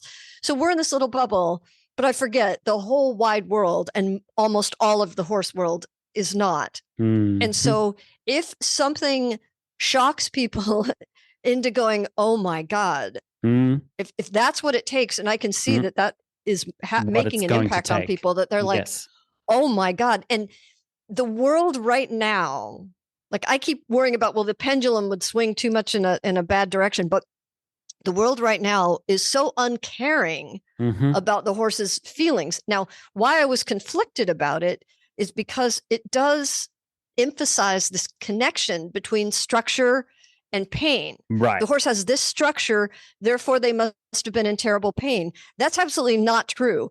But it doesn't mean that it wasn't causing pain. It just means we don't know that was causing pain. The reason I'm uncomfortable with that is because the biggest problem we still have is people going, we checked, it's not pain. Yes. He was cleared by the vet. Yes. The saddle fit. It's not pain because we couldn't find a structural thing that shows up to the ability of our scanning equipment. Yes. Therefore, he's just being naughty, right? All pain, all of it, 100% real. Doesn't matter whether you find something structural. And in humans, we now know that you can find something structural that looks like the cause of the pain Yep. And maybe it's correlated, but it has nothing to do with it, right? And I think I talked about this last time, that after I got out of school, the equipment to scan started to become more available to researchers, less expensive, right? But you go to an orthopedist for your bad knee, he's probably going to find something. But we weren't also then scanning your good pain-free knee, where we would have seen, and now we do know, it could look worse. And you feel nothing, right? So, and we scan spines and we go, oh my God, this is it. This is the cause. You have a bone spur, right? Well, we could find 1,000 people who have much worse looking scans.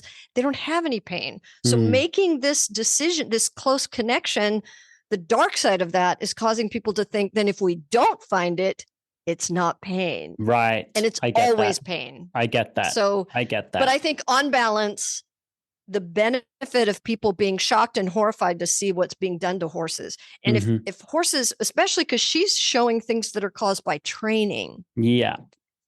By bone remodeling caused by high repetitions of certain kinds of things. And that, forced movements repeated over it takes a lot to do that much damage and from repetition to cause that much remodeling.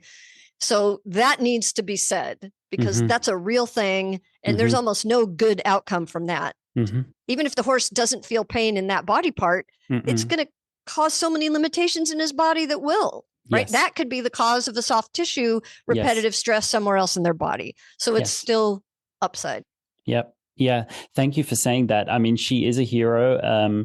I think it's important to say that a lot of these genetic abnormalities, it might not be painful, but it certainly predisposes for a much higher prevalence of potential pain. I mean, if you've got a liquid base of the neck with no bony attachments, or if the nuchal ligament isn't attached properly because of a genetic issue, or if the brachial plexus nerve is compromised because of a genetic underlying issue, all of these things can predispose to a higher potential pain scenario for the horse, particularly when they're put under standard high repetition, low variability, postural variability training. That's the thing I have to remember. Driven by obedience. Because there's many. It's like, how many wrong turns did we have to take? Okay, so obedience, complete obedience, removing the horse's ability to give feedback. Okay, that's first problem. Second problem is inappropriate breeding. Okay, that's a big problem. Unregulated breeding. Okay, involve the gambling industrial complex into the breeding of horses. Okay, big red flag there. Involve corruption, mafia, drugs, politics, bureaucrats, lobbyists. Involve them, rope them in. Yep, that's a great way to obfuscate something which should be very, very clear. Great. So we've done that. Now add in human vanity and selfishness. Great, done that. Now add in an outdated biomechanical model, which is high repetition, low postural variability. Put that in there. And then now let's go sit on infant prey animals with rocks for feet and a penchant for running fast away from things that frighten them. Are we surprised? And the fact that horses still look at us bright-eyed and bushy-tailed most mornings and say, "Hi, where's my breakfast? How are you today?" is just amazing to me. It's no secret. I know there's good people in the racing industry. If you are a good person in the racing industry, I support you. But my next statement, all I'll say is this: if the shoe fits, wear it. I would happily tear down the racing industry if someone gave me the power to do so. Happily. Yeah, I would happily push it all into Mount Doom and melt it down like Gollum in the Ring. I would just buy using to all of it. A living, sentient, feeling creature for gambling. Entertainment. Gambling. Any entertainment. But that's what I mean. Using them against their will for entertainment purposes is just horrifying. And then when you add that much money, right? I don't know what it's like everywhere in the world, but my God, the corruption in the United States historically in racing, the horses that have been sacrificed for that. It's just awful. Yeah. I don't even, my brain tries to not even consider go there. We need to stay in our bubble because horse racing as an equestrian sport. But then you look at the whole thing. I know, but then you look at, because it's so horrifying and it needs to go away. But then you look at, what's happening in so many other horse Sectors. sports. And Sectors, yeah. it's really, I mean, I think the only chance a horse has if people are going to do horse sports is breed for a horse that is got every possible advantage. Yes. To be athletic and to be robust and healthy. And then the person can just sort of stay out of the way. Right. And we do see horses like, I mean, there are some dressage horses like that. Yes. There are definitely some Icelandic horses like that, where it's like, if you have a trainer who just is like, it's all in there, I just need to stay out of their way. Funny you say that. Funny you say that, because I'm interviewing a second person today who is a dressage competitor, former Grand Prix competitor, who is doing exactly this. She had an ECVM horse and it rocked her world. She came to a clinic with another ECVM horse. He had a meltdown. I've seen his rib cage. We saw the dissection. We know why he had a meltdown.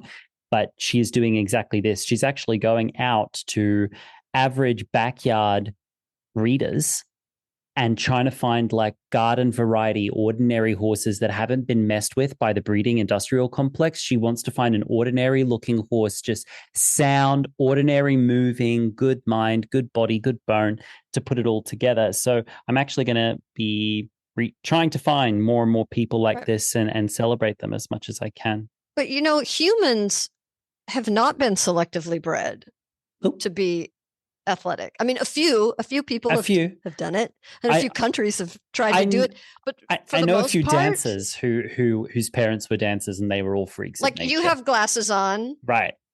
So you don't have perfect 20/20 vision. Not perfect. No, me either. Yeah. So, you know, I mean, we probably would have not existed, right? Oh, I would have been burned caveman at the stake. days. I would have been burned at the stake. I have epilepsy. So at age 4, my first grand mal seizure, they would have drilled a hole in my skull to let the demons out. So I wouldn't be alive either. But just, you know, we breed people who have all kinds of, I have extra bones in my feet, for example, you know, me too. Who have all kinds of issues and problems. And there's a tendency to want to be like ableist about sports. And yet when you look at elite athletes, and I'm always need to be careful to say, when I talk about elite athletes, I'm not talking about the ones who excelled at something for 2 or 3 years and then they were a disaster the rest of their life, right? I mean, ones who were healthy and able to keep moving and do incredible feats, sometimes with massive scoliosis, right? I think we've talked about this. Yeah. The fastest man in the world and the strongest man in the world both have scoliosis, right? So love it. There's ways in which we tend to dishonor just how freaking capable and adaptable the body is. There isn't this perfect template. No. And if there is, it's definitely not something that, you know, there's genetics involved if you want to see extreme movements that just can't be done otherwise, right? I mean, you have to be a certain height to excel as a basketball player, for example. The wingspan, you know, of Michael Phelps, right? A swimmer, someone with an extreme VO2 max that's not coming from drugs, right? I mean, you have genetic capabilities that lend themselves to some of but we're talking about the elite, like the 1%, not you know, most people would love to have horses that were just reasonably capable of doing some stuff. And so the idea that they need to have this somehow perfection in their body, I think is also damaging. Ableist. Because, because I mean, I'm in no way saying that if a horse is suffering, we shouldn't put them down, because I absolutely believe that we should. But I'm saying that we can look at something and say that horse is probably suffering. They might be suffering for a completely different reason. And they might be suffering because we were trying to train them, you know, using conventional training, and the horse had, you know, again, I mean, my horse is, like I said, Dramer must have been in agony. He was literally days away from me making the call to have him euthanized. And he was only, I think, 8 years old at the time, right? It was just insane, right? It was a very long time ago now.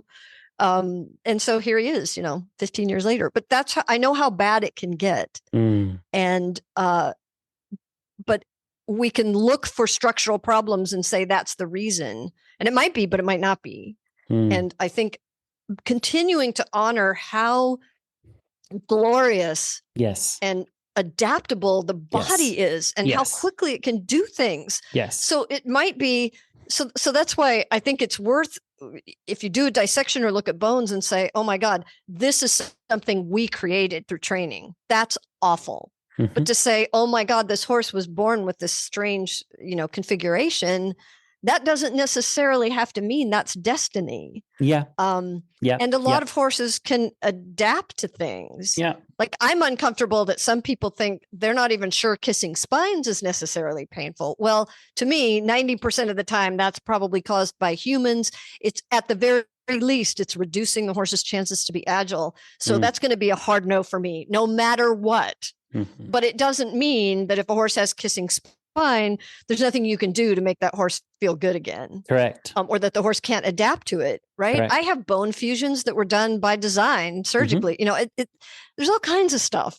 that we can look at and say, no, they don't have to be a perfect structural specimen. And there's, a perfect structural specimen in the traditional training world would just be taken advantage of, right? We would just use them in high repetitions, and that's the bigger danger. Yeah, absolutely. Right now, the biggest risk for a sport horse is repetitive stress. Yeah. So too low variability, and we know that correct biomechanics doesn't help. It doesn't change that fact. It's the repetition. We need to redefine.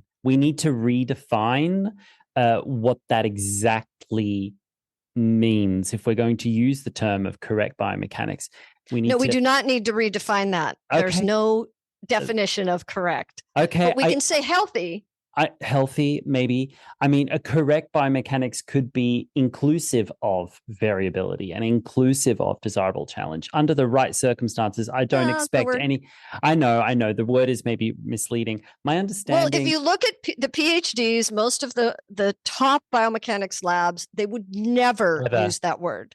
Would never say there's any such thing as correct, and that even if there was, there's no way we could know what it is. Well, it would be impossible. Good thing I'm not a PhD and I'm not a scientist. And in my heart, I'm a creative writer, and I retain and reserve the right to use language with freedom. And that pisses off so many people who are science leaning.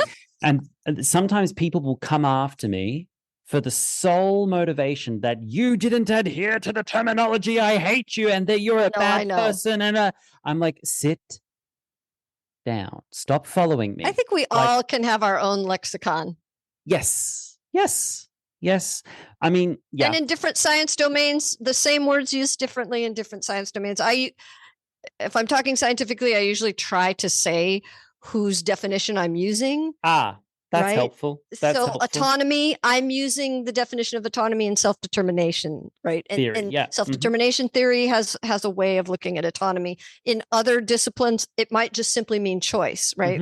We've talked about this, like autonomy, the way we use it does not mean you get to choose whatever the hell you want. It just means you're not forced against your will. That's a really big distinction. And when people go, oh, I'm supposed to give my horse autonomy, that means I get to let him do whatever he wants. Of course not.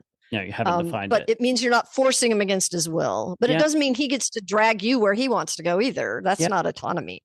So, I mean, those words, but correctness, I think, has done more damage in the human. It's the reason I got out of the human movement world and ended up having to go back to school for computer science, where I thought I won't hurt anyone if I do computer science. So, and it's done horrible things, I think, in the horse world.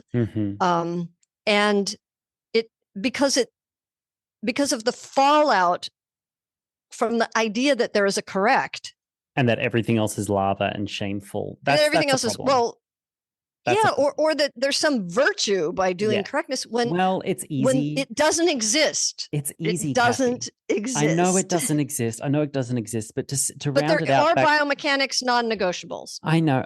To round it out back to how we started, it's convenient. I mean, I've started to relax a little bit on my standpoint of using the word correct, only because I have some very good friends and very good colleagues who use the term, but when I scratch the surface and actually look at their body of work, I understand that the body of work actually stands up to what you and I are talking about. It actually does. Their terminology is maybe off base. Okay, I can give that to you. My terminology is frequently off base. I had someone come after me, a 1950s behaviorist came after me because I wasn't using the Panksepp's emotional systems in all capital letters, and that's how he wanted it done.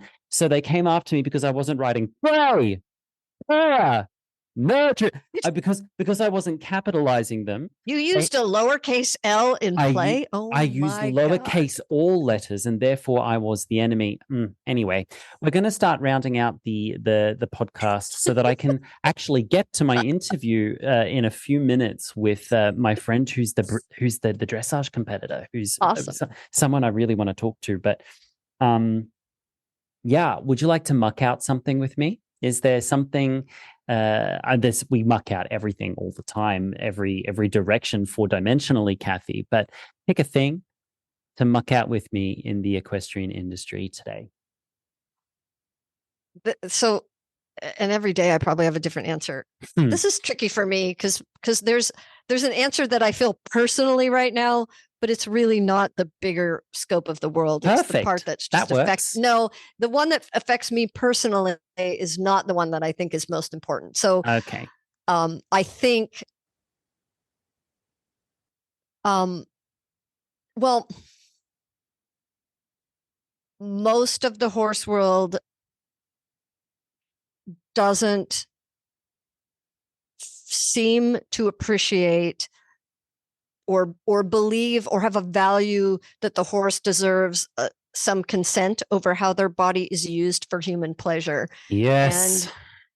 But I mean, I get it. I felt that way too. And I don't know how I felt that way because the horse world has a lot of women in it, right? And I now don't understand how cognitive dissonance caused us to think that in a heartbeat, we would never think any human's body should be used by another for their pleasure and entertainment without our consent. And yet we don't offer that to horses. And maybe it's just people that have never, no matter how much they say they love their horse, they've never truly been exposed, wanted to see the horse as a thinking, feeling creature. Yeah. Or that when we interpret their feelings, it's always just, they're just being naughty or they're just testing us. Or that language has been put into us, for me since I was little, that you just don't, somehow we never looked at what was actually happening. And I don't know how, I don't know how earlier me was like that, but I was. And now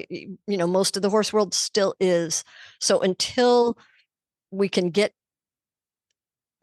and I think what stops people from this is where I think your work is important, my work is important, all of this.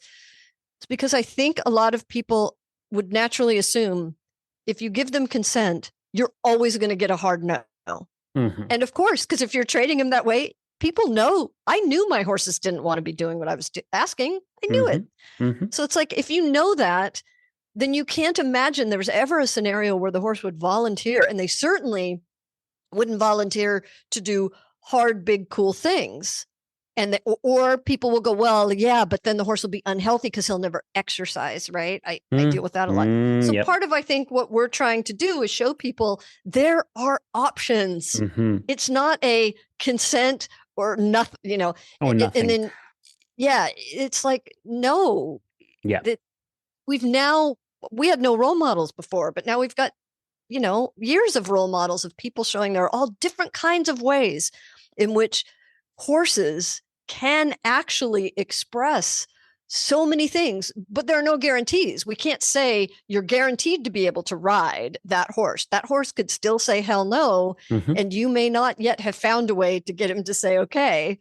But if you're willing to let go of the guarantees and allow for the possibilities, it's like, I have so many people that came to Intrinsic saying, my horse hates riding, he'll never be ridden again. I swore to him I'd never ride him again. 3 years later, they're like, turns out he loves it. He loves riding. And so, I think if people can see that there are options, and that to me is, I think, what our role is to show people the option is, don't just throw them out in the field and say, then I can never touch you again because consent. Yeah. No, consent means consent. And that's some people don't like us using that term because they say that's not the legal definition of consent. But we know what it means. If we've truly, truly given the horse a chance to say a reasonable no, or in my case, sometimes I'll make my horses say hell no. Like if they say no, I'll go, are you sure? Come on.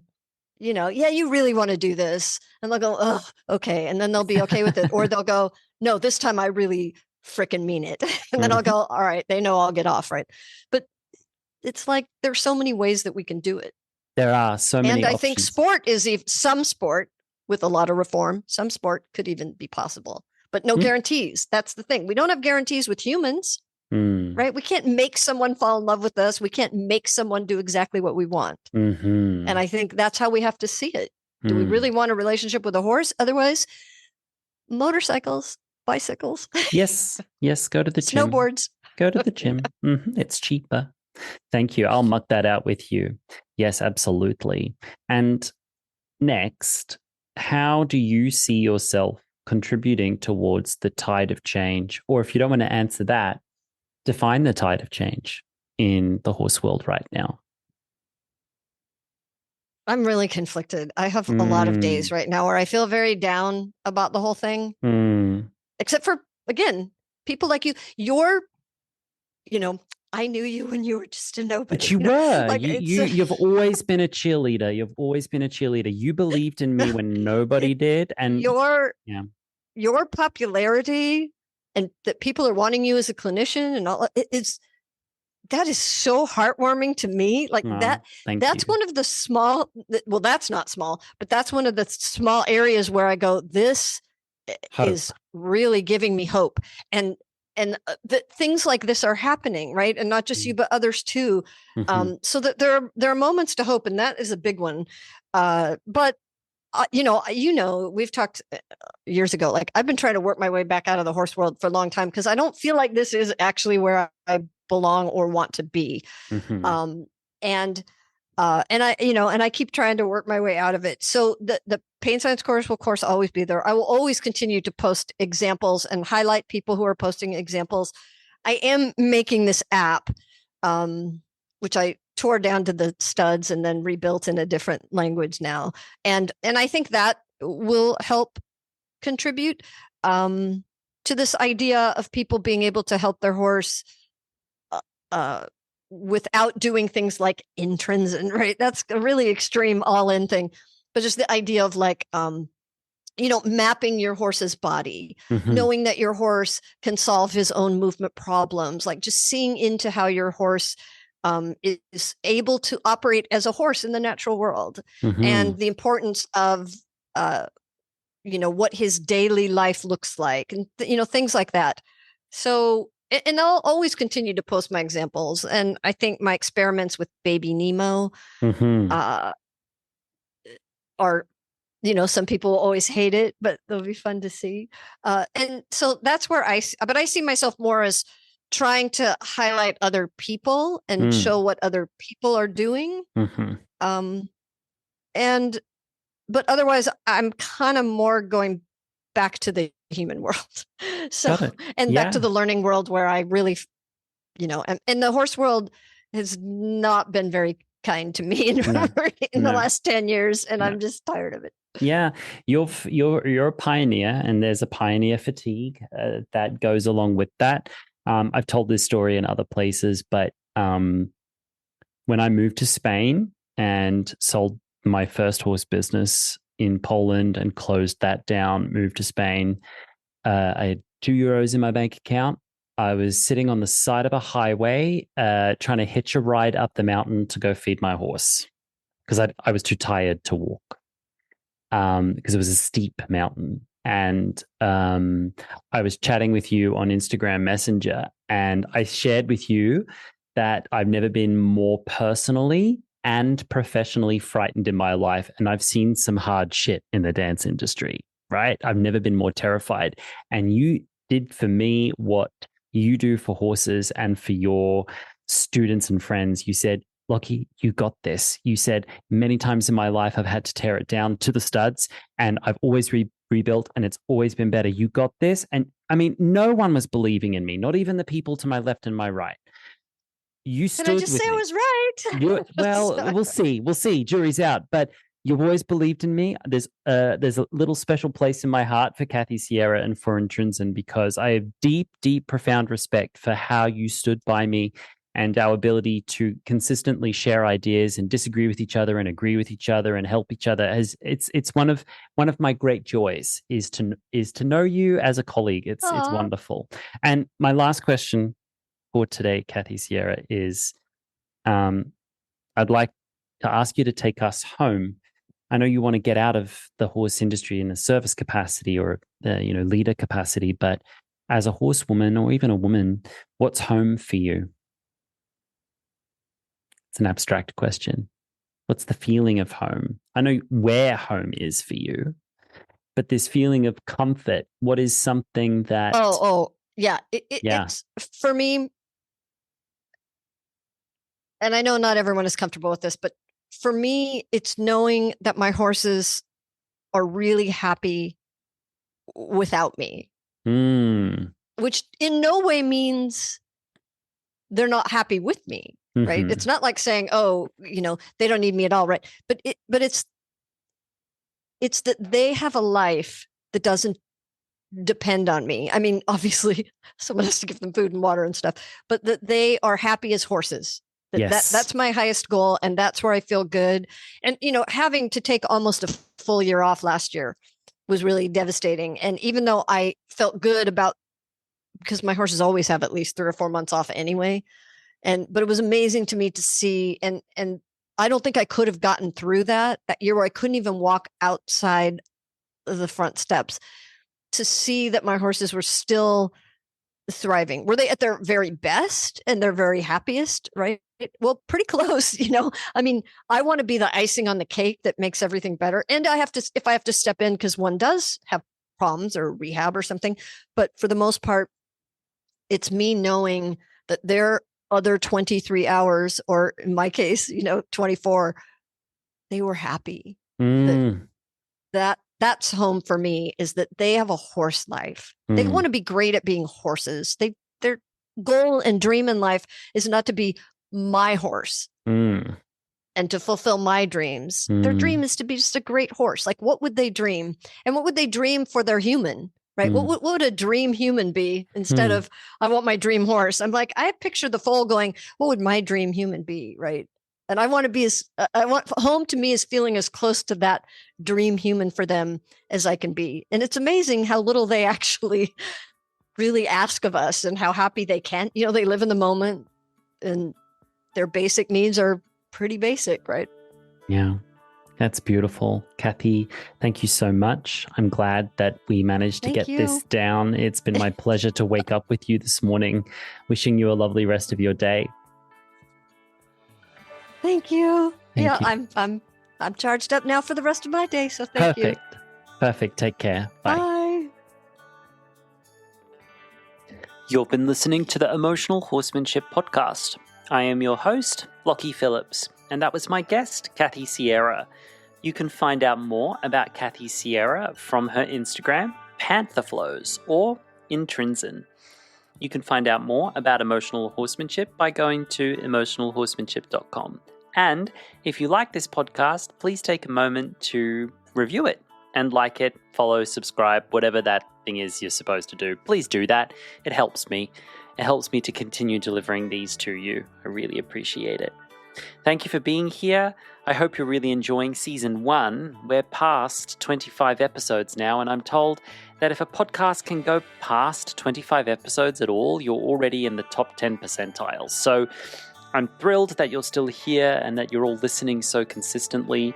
I really appreciate it. I hope you're enjoying it, and I've got lots more exciting guests planned for this season. Stay tuned, and I'll see you next Friday. Bye.